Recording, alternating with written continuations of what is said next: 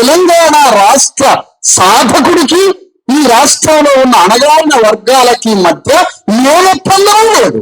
ఏ ఒప్పందము లేకపోయినా తెలంగాణ రాష్ట్రం వస్తే చాలనుకున్నాడు పాపం మనోడు. తెలంగాణ రాష్ట్రం వస్తే వాళ్ళని అసెంబ్లీలో ఒక 5గురిని ఎమ్మెల్యేలను చేస్తాను అనే ఒప్పందం ఉండి ఉన్నట్లయితే ప్రతి కులము తెలంగాణ రాష్ట్ర అసెంబ్లీలో ప్రతి కులము అందులో ప్రతినిధులుగా ఉండి ఉన్నట్లయితే రాష్ట్ర బడ్జెట్ రచించేటప్పుడు అన్ని కులాల వాటాని ముందుగానే రాసుకొని ఆ వాటాని పొంది తెలంగాణ రాష్ట్ర బడ్జెట్ లో లక్షల కోట్లు మన బీసీఎస్సీ ఎస్టీలు పంచుకునేవాళ్ళు.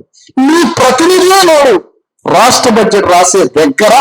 మీ ప్రతినిధి లేడు, వడ్డరాయన లేడు, మేదరాయన లేడు, కుమ్మరాయన లేడు, చాకలాయన లేడు, మీ ప్రతినిధులే లేరే.